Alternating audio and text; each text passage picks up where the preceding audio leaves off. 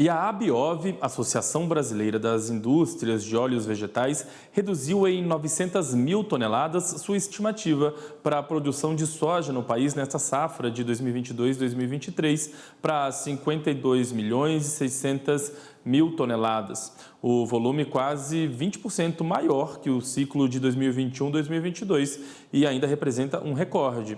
Bom, mas para falar sobre essa revisão das estimativas pela associação, eu convido para uma conversa ao vivo o economista-chefe da ABIOV, Daniel Amaral. Boa tarde, Daniel. Seja muito bem-vindo aqui ao canal AgroMais. Convite, é sempre um prazer conversar com você e expressar a opinião da ABIOV sobre esses temas tão importantes. Prazer é todo nosso, Daniel. Muito obrigado mais uma vez pela sua participação. Então, assim, essa redução relativamente discreta para a safra, né? Pelo que a gente pode perceber, mas para o processamento de grãos, houve alguma alteração? De que maneira você trabalha assim? Exato, eu concordo com o seu termo, uma avaliação bastante discreta, na verdade um pequeno ajuste em função de uma reavaliação das condições climáticas, mas como você bem apontou, uma redução pequena em relação ao total aí que está se prevendo para a safra de 2023.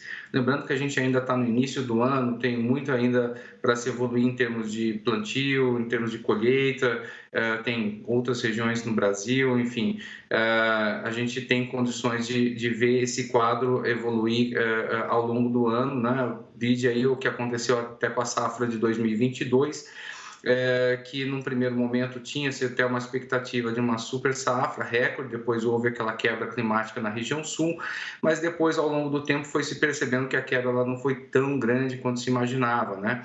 A ABIOV também reajustou para cima a expectativa de safra, então, para 2022, subimos um pouco para 128 milhões e 500 mil toneladas, e para 2023, 152 milhões e 600 mil toneladas.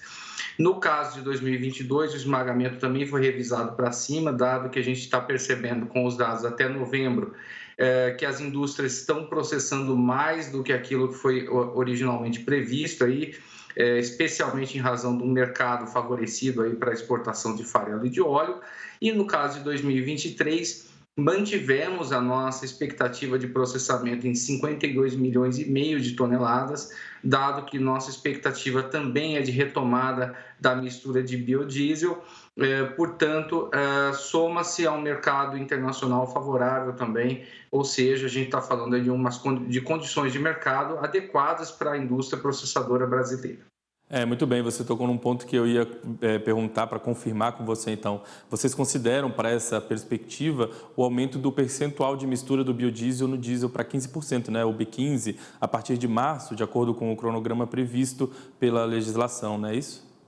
Exatamente, nós vemos aí que o Brasil ele tem todas as condições de retomar plenamente o calendário originalmente previsto lá em 2018, ou seja, 15%, né, que a gente chama de B15, B de biodiesel, a partir de março, considerando que nós temos soja em abundância, nós temos óleo de soja também em abundância e também capacidade ociosa na indústria de biodiesel.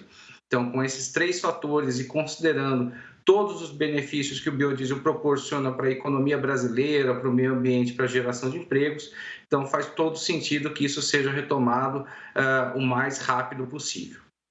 Aí sobre a questão de produção, de esmagamento. Agora, em relação aos embarques de soja, a estimativa, como é que você avalia as estimativas para a safra sobre grão, farelo, óleo, enfim? De que maneira o senhor consegue trazer essa avaliação? Perfeitamente. Então, a gente está falando já de um crescimento, né, das exportações de soja em grão em relação a 2022, quase 79 milhões de toneladas, uma pequena redução em relação a 2021, quase 7 milhões de toneladas, mas para 2023 a gente está prevendo aí um crescimento bastante forte, né? Então, um novo recorde das exportações de soja em grão, atingindo 92 milhões de toneladas. No caso da exportação de farelo, estamos prevendo volumes muito semelhantes a 2022, estamos colocando inicialmente aqui em 20 milhões de toneladas, o ano passado fechou em 20 milhões e 400 mil toneladas, então volumes muito próximos, quem sabe até com perspectiva de aumentar essa projeção. No caso do óleo de soja, aí se inverte um pouco. A gente está falando, no caso desse produto, que a nossa expectativa é que o consumo no mercado interno ele volte a crescer e recuperar o espaço em relação a toda a demanda pelo produto. Então, nós estamos falando aí de um crescimento das vendas no mercado interno de 7 milhões e 600 mil toneladas para cerca de 9 milhões e 150 mil toneladas, especialmente em razão do biodiesel, mas também do consumo no mercado interno, dado que a gente espera um crescimento da renda no Brasil este ano. Para as exportações, o ano passado nós exportamos 2 milhões e 600 mil toneladas, para este ano agora, 2023, 1 milhão e 750 mil toneladas. Ou seja, o Brasil ele se mantém como um exportador importante de óleo de soja, porém retomando os seus compromissos com a bioenergia, dada a importância aí que o biodiesel tem. Muito bem, agora com todos esses números, com todas essas expectativas, o complexo soja deve superar o montante registrado em questão de receita também, né, em relação ao ano passado?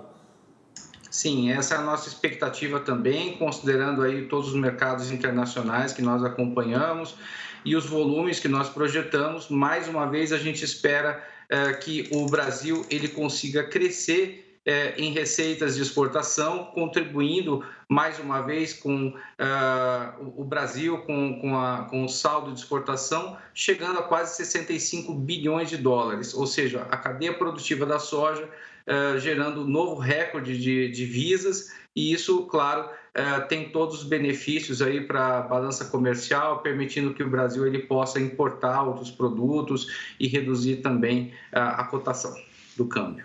Muito bem, Daniel, vou aproveitar a sua presença aqui para entrar num assunto que eu quero sua visão econômica, não política, obviamente, dessa questão. É que o governo ainda não decidiu sobre a desoneração dos combustíveis no pacote econômico divulgado por Fernando Haddad, o ministro da Fazenda. Ele ainda não bateu o martelo em relação a isso. Essa desoneração ou não impacta de alguma maneira o setor de biocombustíveis, de combustíveis? Você tem alguma análise em relação a isso? Seria importante, de repente, a manutenção da desoneração? O que você consegue trazer em relação a isso? Eu entendo, agora falando aqui, ótica exclusivamente econômica, que essa desoneração ela corresponde a uma reavaliação que o governo vai fazer a respeito do posicionamento, do abastecimento, da precificação de diversos produtos, portanto é uma decisão bastante complexa e eu entendo que o governo fez isso. Estou falando aqui exclusivamente do diesel e do biodiesel, não me compete aqui falar de outros produtos, mas do diesel e do biodiesel eu entendo que faz parte aqui de um quadro maior que o governo pretende reavaliar todos esses fatores. Então, eu entendo que o governo está agora se debruçando sobre o tema justamente para tentar chegar numa avaliação mais completa, robusta, não apenas sobre precificação, no qual a tributação é um componente, mas também sobre a questão do abastecimento. Nesse sentido, o que a gente avalia? Primeiro, que o biodiesel ele é um componente essencial para a redução dessa dependência de importações de diesel. O Brasil está chegando a importar 23% de tudo que consome de diesel rodoviário na forma de diesel mineral. Então, nós estamos gerando empregos fora do Brasil, nós estamos gastando nossas divisas com a importação de um produto fóssil, poluente e que sequer gera empregos aqui dentro.